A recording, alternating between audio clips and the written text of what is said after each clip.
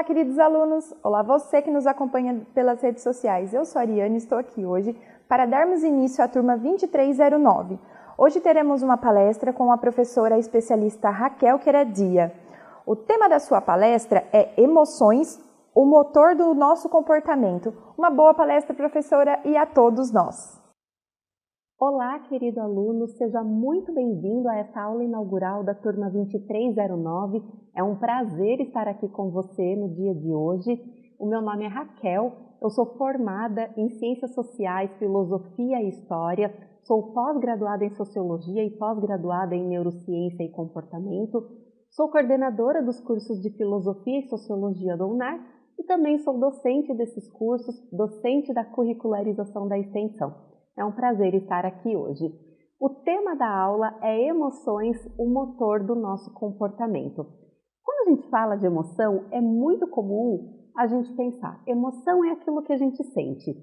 Ou também é muito comum a gente pensar que a gente não sabe muito bem o que é emoção, ou de onde vem, como ela acontece, a gente não tem muita certeza, às vezes a gente trata como se fosse uma coisa meio distante, uma coisa quase metafísica, mas não vai para nenhum desses caminhos.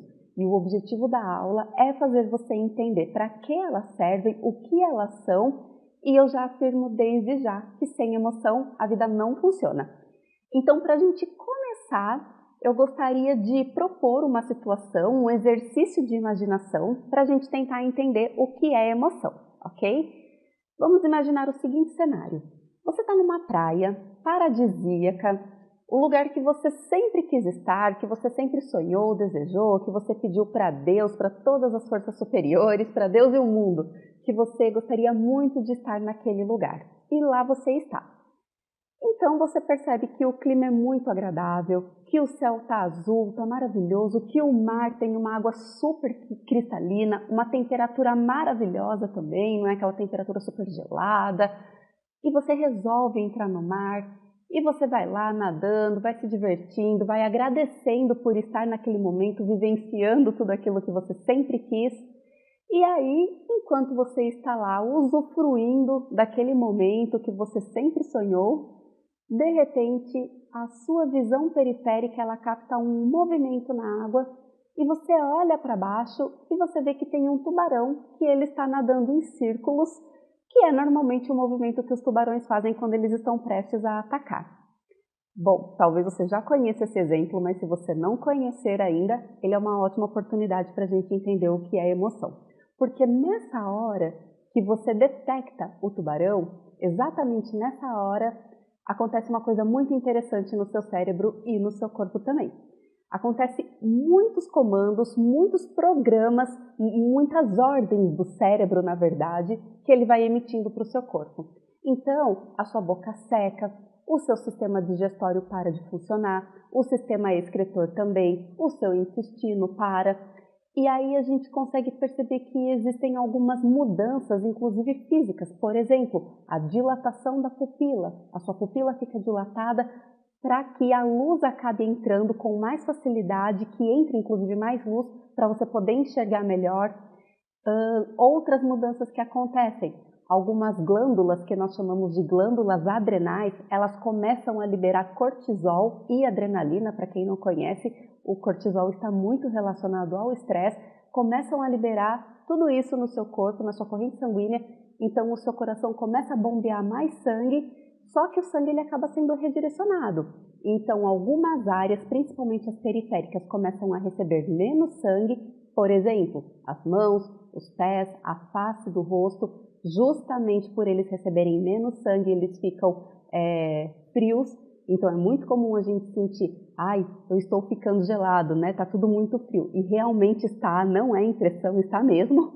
E em contrapartida, os músculos grandes do nosso corpo começam a receber mais sangue. Além disso, no nosso cérebro, os circuitos que são responsáveis pelo foco ficam hiperativos. E aí, como eu costumo dizer, não existe déficit de atenção nesse momento, inclusive.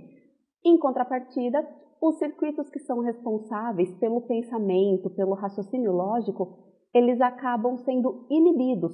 Por quê? Porque o corpo está operando em modo de sobrevivência. O objetivo é sobreviver naquele momento e você precisa tomar uma decisão muito rápida, você não tem tempo para ficar calculando todas as probabilidades. E você provavelmente só vai ter 3 opções: ou atacar o tubarão, ou fugir do tubarão, que é o que nós chamamos de fight or flight, ou luta e fuga, traduzindo para o português, ou ainda, de repente, ficar ali parado e contar com a sorte que o tubarão não vai te atacar, que talvez ele não vai nem perceber a sua presença. Pois é, tudo isso que eu comentei com vocês acham que demoram quantos segundos para acontecer? Pouquíssimos. Aliás, não demora segundos, demora menos de meio segundo. Eu estou falando de um tempo estimado em 0,3 e 0,4 segundos. Assim, gente, é um tempo muito rápido mesmo. E acontece tudo isso no nosso corpo. E o ponto é, se você entendeu o que tudo isso significa, você também provavelmente já está entendendo o que é uma emoção. Mas se você entendeu, não tem problema. Agora a gente vai fazer a definição científica e a gente vai continuar essa conversa. Então vamos primeiro à definição científica. O que é exatamente uma emoção? A classificação científica para a emoção é a seguinte: emoções são programas de ação coordenados pelo cérebro que envolvem e modificam o corpo todo, inclusive o cérebro, para adotarmos comportamentos que sejam biologicamente vantajosos, ou seja, têm por objetivo a sobrevivência do indivíduo, que cientificamente nós chamamos de homeostase, quando a gente fala do campo da sobrevivência. Essa definição que eu trouxe para vocês está baseada, ela é uma construção do pensamento de um neurocientista mundialmente famoso, uma das grandes referências mundiais, inclusive, que é o Antônio Damasio.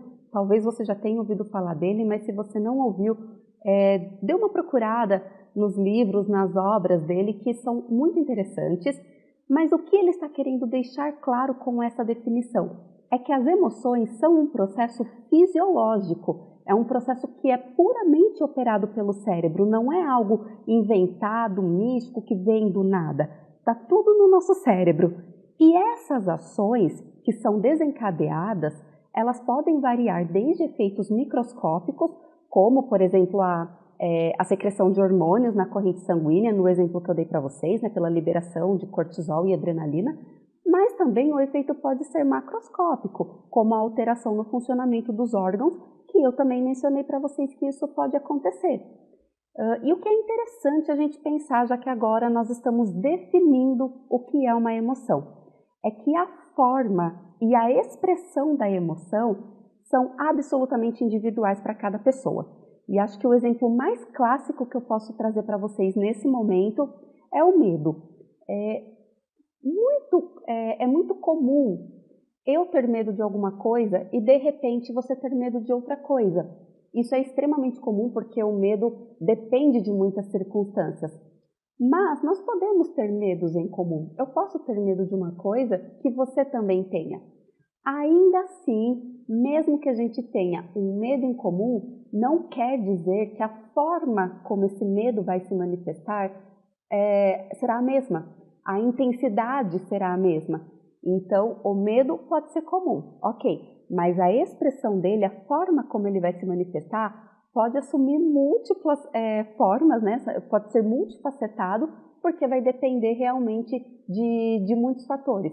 Por exemplo, a representação que aquele evento que está causando medo tem para você, o que aquilo significa, como você está entendendo aquilo. Depende também de fatores genéticos, de fatores que dizem respeito à nossa tendência de reação diante de uma situação. Isso tem a ver com genética, tem a ver com temperamento, tem a ver com personalidade, tem a ver com a nossa cultura, com fatores sociais e ambientais. Então, nós temos aí múltiplos fatores que influenciam na forma como a gente reage diante de uma situação, mesmo que a emoção seja comum. Ok? Então, acho que agora a gente está começando a clarear um pouquinho o que é emoção e eu acredito que você esteja entendendo também. O que é importante nós sabermos também é que nós temos emoções que são básicas e universais. O psicólogo Paul Ekman, ele definiu 6 tipos de emoções básicas universais. que são a alegria, a tristeza, o nojo, o medo, a raiva e a surpresa. Posteriormente, ele adicionou o desprezo, e o desprezo seria uma espécie de nojo social, digamos assim. Mas vamos verificar a imagem desse slide e olha só o que ela mostra para a gente. Quando nós olhamos esses 6 rostos que vocês estão vendo aí, a gente consegue perceber o que cada rosto está mostrando para a gente. Qual é o rosto da raiva, o rosto do medo, o rosto do nojo, o rosto da surpresa, o da alegria e o da tristeza. Se a gente consegue perceber, o que significa então? Uma emoção, ela é básica porque significa que em qualquer lugar do mundo, em qualquer canto do planeta, toda pessoa com mais de 5 anos já teve contato, já externalizou, já sentiu uma dessas emoções básicas. Então é por isso que quando nós identificamos esses rostos, nós conseguimos reconhecer o que eles estão nos dizendo, é porque são expressões de emoções universais. Todo mundo já sentiu em algum momento raiva, tristeza, medo, nojo, surpresa, espanto por alguma coisa, por algum evento. Então é por isso que é básico. Mas nem só do básico vive o homem, né? Então nós temos também as emoções complexas. O que são as emoções complexas? As emoções complexas são composições de emoções básicas, ou seja, depende um pouco da intensidade da combinação de muitos elementos, inclusive, que podem ser de oposição, de semelhança, que vão culminar numa série de manifestações e estados. Aqui eu estou citando alguns, né? A compaixão, a empatia, o temor, a ansiedade, a admiração, a inveja, e tem muitas outras. Nesse slide que você está vendo agora, eu trouxe um desenho que ele se tornou bem popular nos últimos anos, talvez você já tenha visto esse desenho, que é a roda das emoções. A roda das emoções original não é esta, é a roda de Plutchik, inclusive, mas eu resolvi trazer esta para ficar mais fácil de vocês entenderem o que é uma emoção complexa. Então percebam que no centro, bem no núcleo desta roda, nós temos as emoções básicas, com um nome um pouquinho alterado. Então, por exemplo, o enjoado seria o nojo, para vocês terem uma ideia, né? A parte da raiva tá ok, da alegria tá ali o feliz, mas para vocês entenderem um pouquinho a ideia. Percebam que o básico está ali no centro, está tudo ali no centro.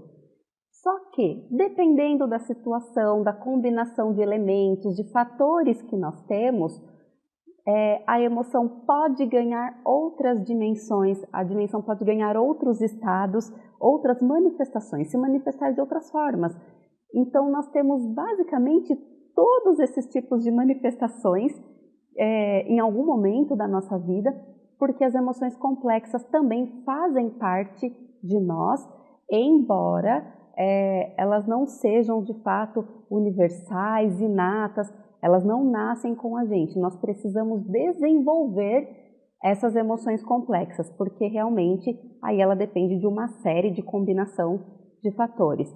Mas elas existem, elas também são muito comuns e elas são originárias das emoções básicas que nós temos.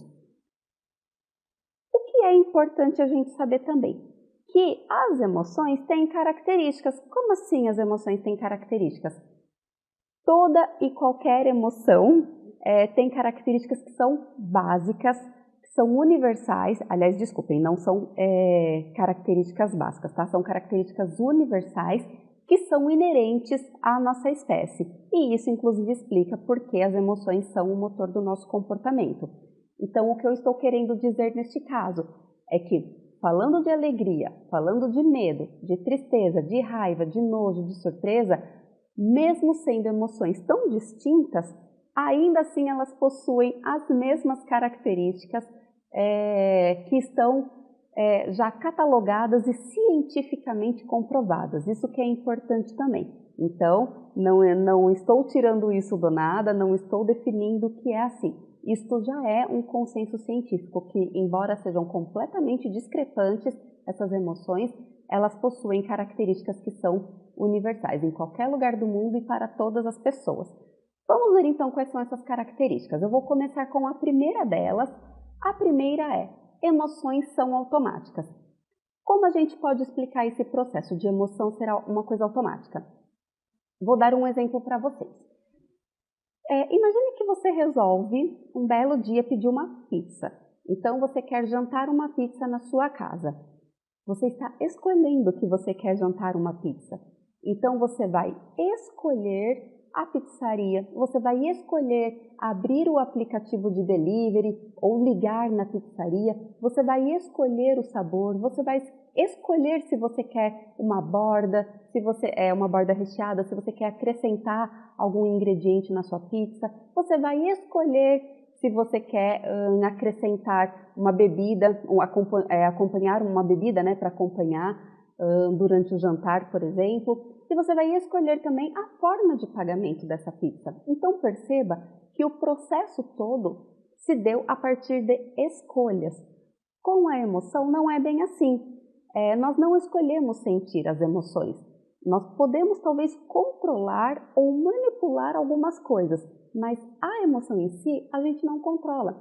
Um exemplo, a gente não escolhe ter medo na hora que um assaltante coloca uma arma na nossa cabeça. Quando ele saca a arma, empunha a arma, coloca lá na nossa cabeça, a gente não escolhe ter medo. Simplesmente acontece. Não tem um botão de liga e desliga no nosso cérebro. Quando a gente está numa dieta, ou mesmo quando a gente não está de dieta, mas a gente vê ali uma sobremesa maravilhosa, ou a nossa sobremesa favorita que está ali na nossa frente, a gente não escolhe salivar, a gente não escolhe desejar comer aquela sobremesa. É um processo completamente automático. Então sim, as emoções são automáticas, por mais que a gente possa depois controlar algumas reações que nós temos, mas na hora que ela acontece, na hora que o cérebro está formulando, digamos assim, a emoção, a reação fisiológica, a gente não consegue ter o controle absoluto e total. Por isso que a gente fala que são automáticas. A segunda característica, vamos ver aqui nesse slide. As emoções são desencadeadas por estímulos. Pessoal, toda emoção é provocada por um estímulo que nós chamamos de gatilho emocional. E o gatilho emocional, ele pode ser interno ou externo. Então vamos a alguns exemplos, porque a gente precisa exemplificar para vocês entenderem o que eu estou falando.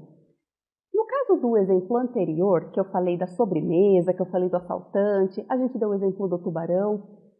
Todos os gatilhos que estavam ali nesses eventos são estímulos visuais. No caso do tubarão, você viu o tubarão, foi quando você avistou ele que o seu cérebro começou a organizar, a fazer todos aqueles programas, aqueles comandos de ação para você ter todas aquelas reações. Foi um estímulo visual. No caso do doce, da sobremesa, é um estímulo visual. Você viu a sobremesa e você começou a salivar. No caso do assaltante, você viu a arma, você viu a movimentação dele colocando a arma na sua cabeça. É um estímulo visual. Ah, Raquel, mas então é só estímulo visual? Não, vamos lá.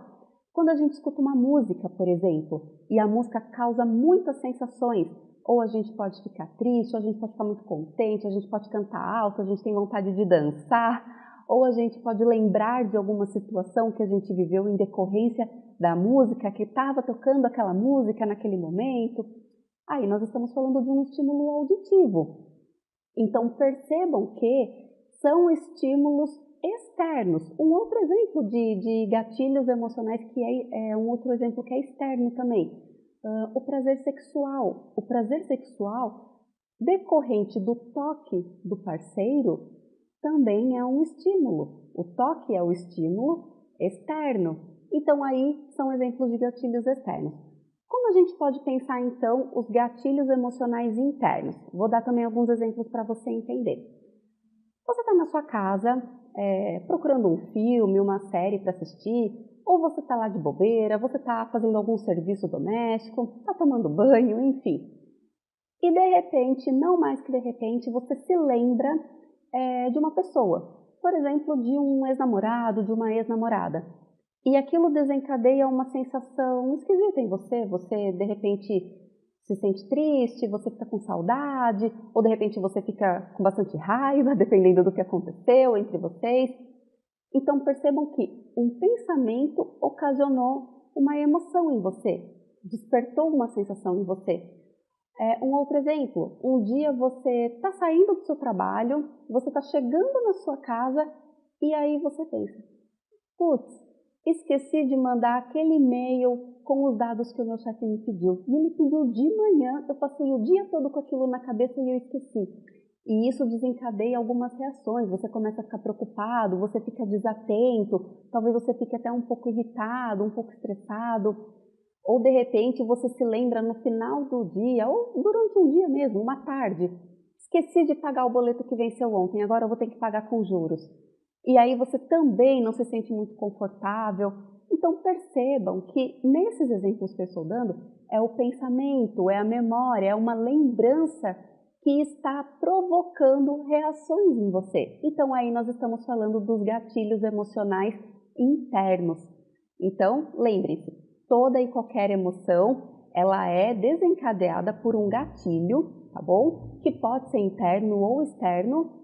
Agora, o que a gente também precisa saber é que nem sempre a gente consegue identificar, a gente consegue reconhecer o gatilho, trazer para o plano consciente. Então, muitas vezes a gente sente algumas coisas que a gente não sabe nem muito bem por que a gente está sentindo. E a gente vai falar um pouquinho disso daqui a pouquinho também, tá? Então, vou continuar aqui com as características, depois a gente volta nesse assunto. A próxima característica é a seguinte: emoções podem ser positivas ou negativas. Na ciência, existe uma escala que é considerada escala de valência. O que significa essa escala de valência? Simplesmente, a emoção pode ser positiva ou negativa. Emoção de valência positiva é aquela que leva a gente a ter comportamentos de aproximação diante daquilo que ocasionou aquele estímulo. Então, por exemplo, o prazer e a alegria, uma euforia muito boa, alguma sensação uma notícia muito boa que você recebe, que faz você ficar feliz, que faz você alegre, provavelmente vai fazer você se aproximar daquilo. Ou quando você percebe que você está agindo de uma forma, você está tomando decisões, fazendo coisas na sua vida que te proporcionam prazer, que te proporcionam felicidade, que, enfim, faça com que você tenha uma rotina muito melhor, você provavelmente vai continuar tendo comportamentos que produzem alegria, felicidade, bem-estar. Ao passo que as emoções de valência negativa são aquelas que tendem a fazer com que a gente se afaste do que está gerando aquilo. Então, outro exemplo que eu posso dar para vocês. Se você está fazendo algo que te deixa triste, que te deixa um pouco irritado, que te deixa estressado, que te deixa frustrado, qual é a tendência? A tendência é que você se afaste disso, porque isso está produzindo um comportamento negativo em você. Então, isso também é universal. Embora a manifestação da alegria, o que te deixa feliz, o que te deixa irritado, o que te deixa frustrado, pode ser diferente, pode variar de pessoa para pessoa, inclusive na manifestação e na intensidade, mas o que é universal? O que causa sensações boas, o que causa emoções boas, normalmente tendem a fazer com que a gente permaneça naquele comportamento que está trazendo coisas boas. E emoções ruins, de valência negativa, independente da atividade, da intensidade, vão fazer com que a gente se distancie. A gente não quer ficar deitando e rolando na dor, como eu costumo dizer. A gente vai tentar se afastar, certo? Uma outra característica das emoções, de todas as emoções, e para todas as pessoas não existe neutralidade emocional. Então, nenhuma emoção é neutra e a essas alturas você já deve ter percebido isso, inclusive. Elas podem ser classificadas em 3 tipos. Elas podem ter um viés positivo, um viés negativo, ou você pode estar emocionalmente conflitante, o que também é muito comum nos dias de hoje por uma série de motivos que envolvem a nossa rotina, nosso estilo de vida, mas via de regra, toda e qualquer emoção, toda e qualquer pessoa também tem viés positivo, negativo ou emocionalmente conflitante. E você pode questionar, Raquel, entendi, Mas e quando eu percebo assim, eu não acho que isso é bom, que isso é ruim, eu não sinto nada em relação a isso, para mim parece uma coisa muito indiferente. Acredite no que eu estou dizendo. Ou é positivo ou é negativo, ou talvez seja conflitante. Mas nós não podemos afirmar, principalmente de forma científica, que uma emoção ou que uma pessoa não está com um viés positivo ou negativo ou talvez conflitante. A intensidade da emoção pode estar muito baixa, mas não significa que você está indiferente. Tudo bem? Agora a gente vai ver uma outra característica dela, das emoções, aliás. As emoções oscilam. Isso também a essas alturas já deve estar bem claro para você. É muito natural que as emoções acabem oscilando e inclusive a oscilação é muito saudável. Existe um grau saudável de oscilação. Por que eu falo que existe esse grau saudável? Porque é extremamente natural a gente pensar que nós nunca estaremos motivados o tempo inteiro, da mesma forma que nenhuma tristeza vai durar para sempre. Você não vai estar triste para sempre, você não vai estar irritado para sempre. Da mesma forma que você não vai estar feliz o tempo todo, todos os dias, 24 horas por dia, 7 dias na semana. Isso é absolutamente impossível de acontecer. Mas existem dois cenários que requerem atenção. O primeiro é o cenário de rigidez emocional, que é quando um estado emocional negativo permanece constante, sem oscilação por muito tempo. Então, por exemplo, quando você se sente permanentemente triste, permanentemente desmotivado, sem alegria, sem vontade de fazer as coisas, aí é um estado que requer bastante cuidado. Um outro cenário que também requer bastante atenção, instabilidade emocional, que nada mais é do que a oscilação das emoções de forma muito frequente ou muito intensa, ou seja, foge do grau de ser saudável, e aí a sua vida vira uma verdadeira montanha-russa. Então, nesses dois casos de rigidez ou de muita instabilidade, realmente nesses dois cenários a gente precisa tomar um pouquinho de cuidado, a gente precisa prestar um pouquinho de atenção. Uma outra característica das emoções é: as emoções são inconscientes. E aí você vai me dizer, Raquel, aí já é demais, porque eu estou vendo o tubarão na minha frente, eu estou plenamente consciente de que eu estou com muito medo do que está acontecendo. É totalmente consciente, não tem como você me falar que aquilo é inconsciente. Na verdade, até tem. Então vamos tentar entender o porquê das emoções serem inconscientes. Muitas vezes, um gatilho emocional pode desencadear uma série de reações que a gente não dá conta logo de cara. Então, vocês lembram que um tempinho atrás eu disse que nem sempre a gente percebe os gatilhos, que a gente não consegue identificar? Pois bem, às vezes a gente passa o dia inteiro meio estranho, meio esquisito, às vezes meio irritado, não muito legal, meio para baixo. Acho que todo mundo já teve um dia desses, inclusive, e a gente não sabe nem por que a gente está se sentindo assim. Quando a gente não sabe o porquê de nós estarmos tendo algum tipo de comportamento, algum tipo de reação, isso significa que a gente não trouxe para o plano consciente nada do que está acontecendo. Às vezes, a gente passa o dia inteiro assim, as pessoas até perguntam para a gente: nossa, você está esquisito, aconteceu alguma coisa? E você fala que não, mas não porque você está escondendo, é porque você acha que está tudo bem. Mas depois você vai pensar que, nossa, aquele imprevisto que eu tive de manhã, assim que eu acordei, antes de sair de casa, aquilo me deixou mal o dia inteiro, aquilo mudou meu humor, aquilo fez com que eu ficasse um pouco mais irritado, eu não dei o melhor de mim, não consegui produzir muito no meu trabalho. Mas é justamente por isso, porque não veio para o plano consciente, mas a emoção estava ali o tempo todo. Ela estava sendo processada pelo seu cérebro, pelo seu corpo, você estava tendo inclusive reações fisiológicas, mas você não se deu conta, não veio para o plano consciente. E aí então cabe a pergunta, mas e quando vem para o plano da consciência? O que acaba acontecendo? Bom, é nesse exato momento que a gente entra na esfera do sentimento. Então, para vocês entenderem, quando você toma consciência, quando você percebe conscientemente uma emoção e você consegue dar nome para essa emoção, aí a gente está falando de sentimento. Então é por isso que a emoção em si é inconsciente e o sentimento é a percepção consciente do estado emocional. O que é importante vocês saberem também, que o sentimento vai ser sempre uma percepção parcial. É muito difícil a gente compreender a totalidade dos processos emocionais. Então, voltando lá no começo da aula, no exemplo que eu dei para vocês do tubarão, você percebe provavelmente o seu coração acelerado, o estado de alerta, de hiperfoco, as mãos geladas, você literalmente sua frio, né? Porque tá tudo, as extremidades estão bem geladas, não tá tendo muita, o sangue não tá mandando a sua corrente normalmente, né? A sua quantidade suficiente para as áreas periféricas, mas você, por exemplo, não percebe a dilatação das suas pupilas. Então percebam que existe uma diferença muito grande de emoção e sentimento.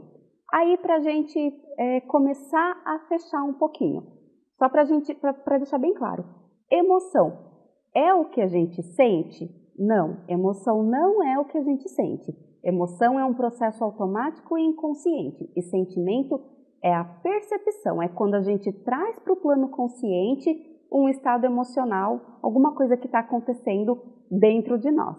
Ok? Então lembrem-se, emoção vai ser sempre uma reação fisiológica coordenada pelo nosso cérebro. Então, resumindo, como a gente pode definir toda a nossa conversa até esse momento?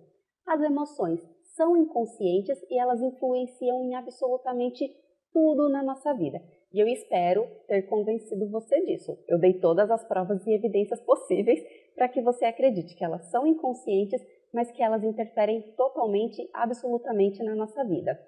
E o segundo ponto importante da nossa conversa é, justamente por isso, existe a necessidade de nós nos atentarmos ao que está inconsciente e trazer para o plano da consciência.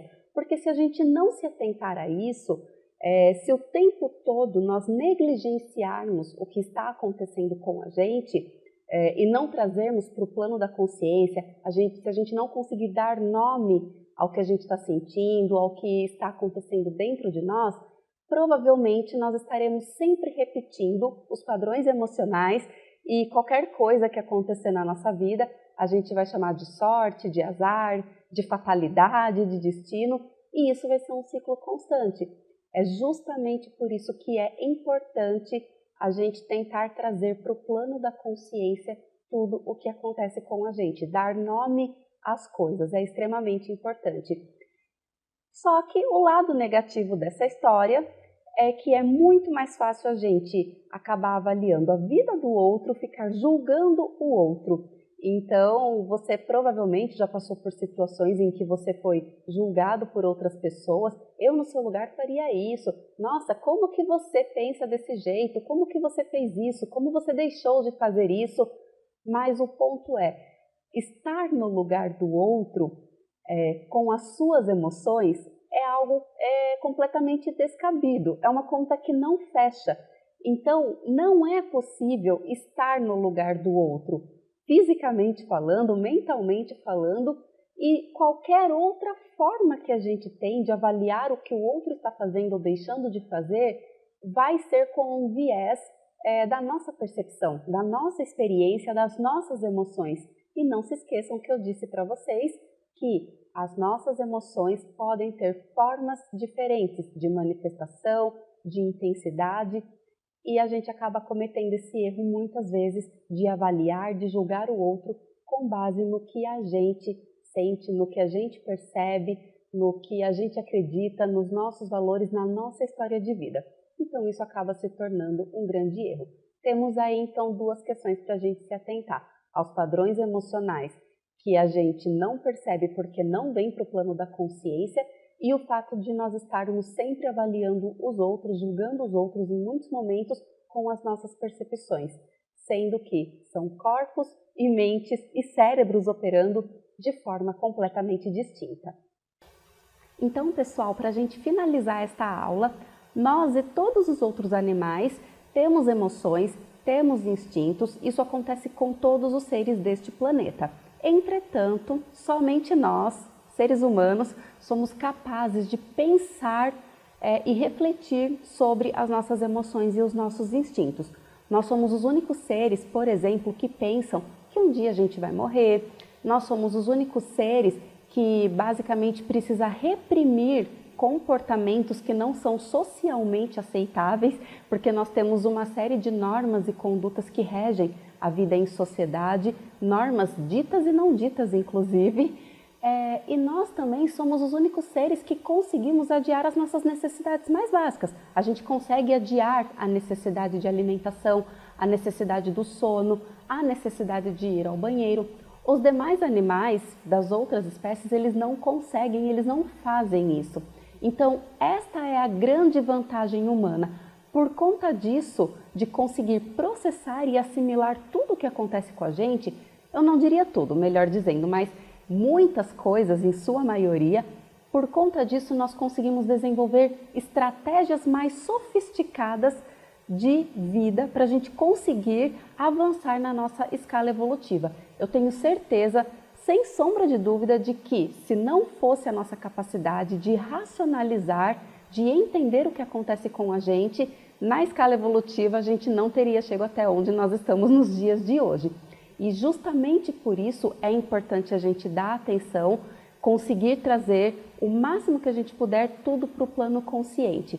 Percebam que, caso você não saiba, o nosso cérebro, a parte do cérebro responsável pelas emoções e pelos nossos instintos, é uma região que se chama sistema límbico, que ocupa, digamos aí, 38% de todo esse processo. Então imaginem vocês que quase 40% do nosso cérebro é dedicado para as emoções e para as reações instintivas.